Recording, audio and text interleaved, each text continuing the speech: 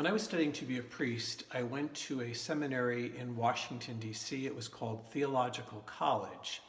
And I studied with guys from all over the United States. Just every diocese seemed to have somebody represented there. A lot of them did.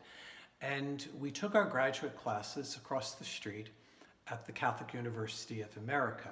And in those graduate classes for theology, we studied with some laymen and women, but there were a number of women religious in our classes, as well as a lot of guys who were studying for different religious orders. And I remember in like the first year of my graduate studies, there was a class that I had with a couple of guys who were studying to be missionaries of Our Lady of La Salette.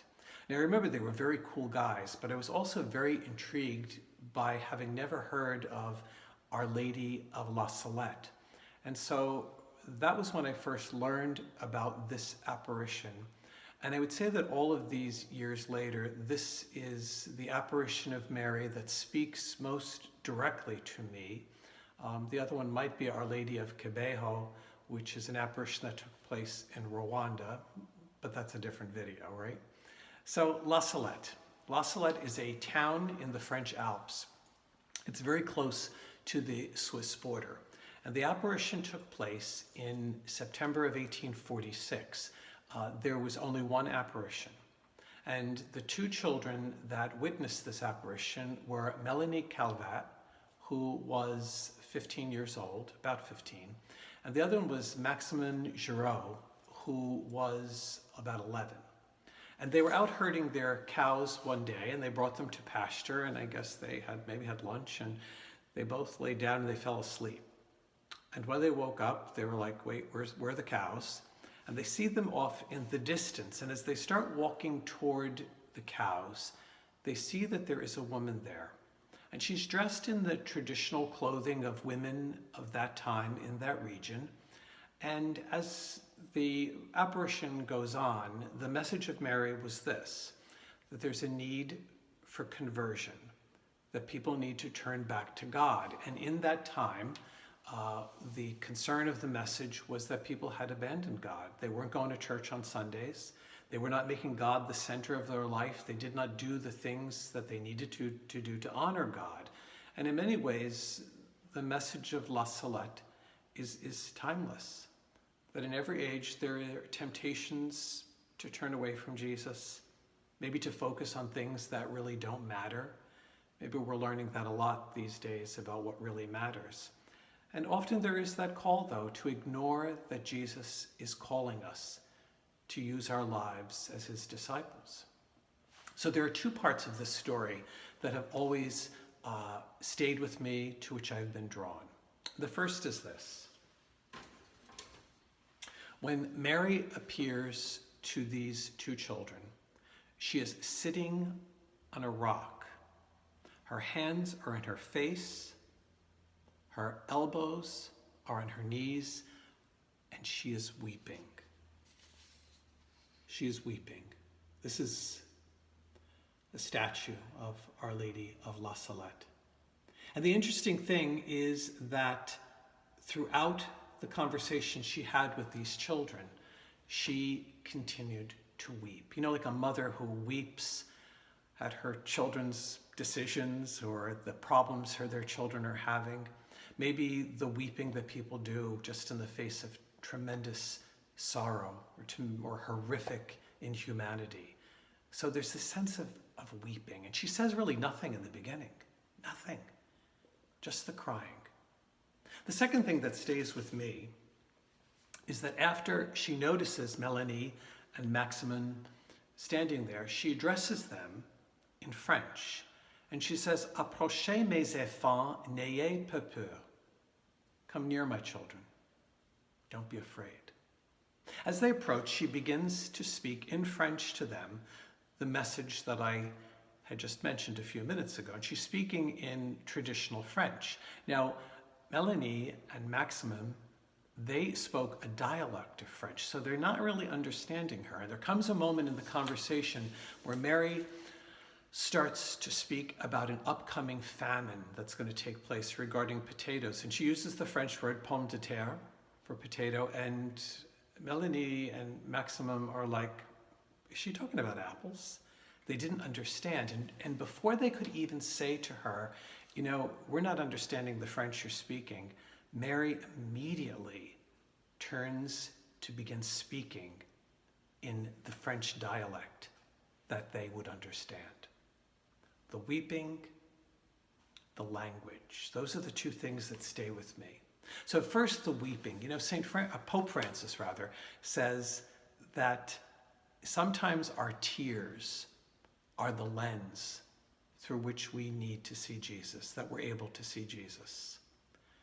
There's been a lot of weeping in the last couple of weeks, hasn't there? The weeping for the thousands upon thousands who have died, some of them alone without their family.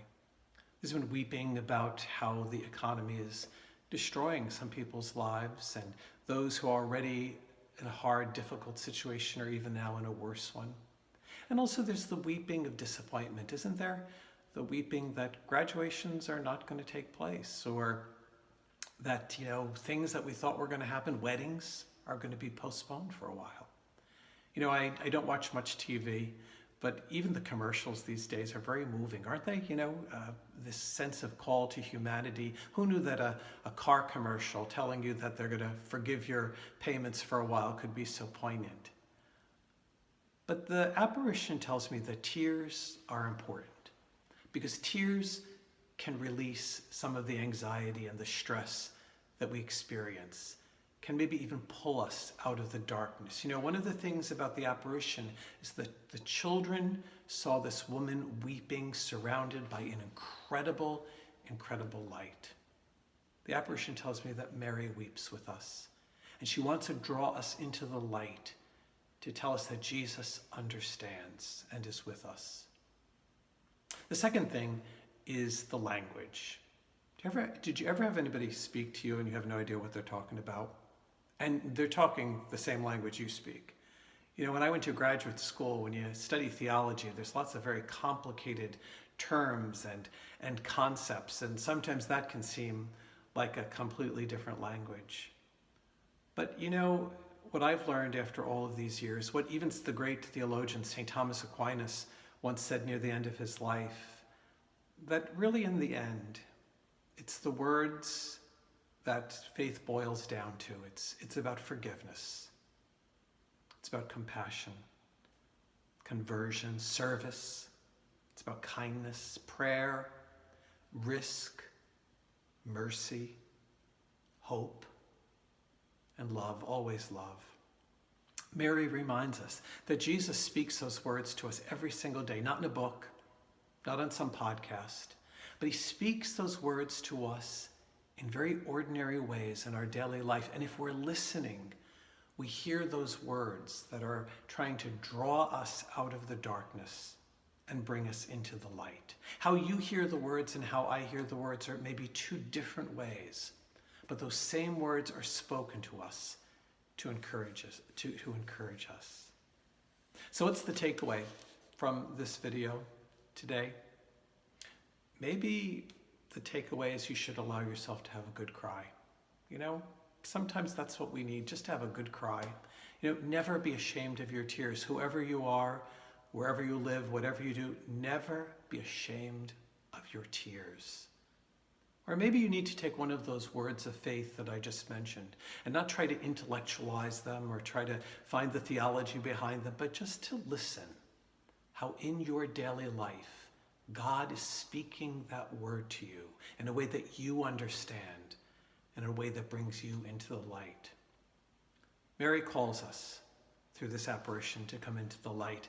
I think often of the words of Brother Roger. He, after the Second World War, founded a very famous ecumenical monastic community called Taizé.